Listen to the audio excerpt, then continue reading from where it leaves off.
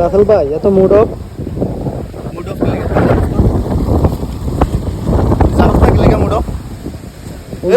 বুঝলাম না ভাই।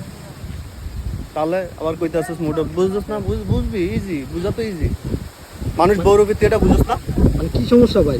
সমস্যা খুলে কোন সমস্যা অনেক সমস্যা, এগুলা সবকিছু খুলে বলা যায় না ভাই, ক্যামেরার সামনে সবকিছু বলা যায় না, বাট এতটুকু বলতেছি সারমম্মর মতো মানুষ বহুরূপী, তুই নাজিমও বহুরূপী, বুঝছস? তেন কথা হচ্ছে সবসময় মুড অফ থাকার কারণ জানতে চাবি না। মনে হয় ভাই আপনার মনে অনেক কষ্ট।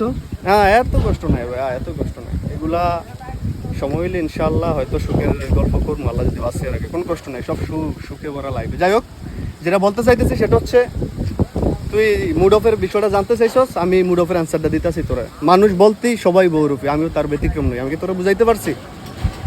হ্যাঁ ভাই, হ্যাঁ, দুনিয়ার ভিতরে সুস্থ মানুষ নাই, এটাই বাস্তব, এটার জন্যই মন খারাপ। হ্যাঁ, আমি নিজে যদি আগে সুস্থ হইতাম তাহলে সুস্থ মানুষের আশা করতে পারতাম। এটা নিয়ে আগে মানে নিজের চর্চা করতে হইব, নিজের নিয়ে ভাবতে হইব, এগুলো নিয়ে আর কি চিন্তা ভাবনা করতেছি, এই জন্য মুডটা অফ ছিল, বুঝতে ভাইয়া?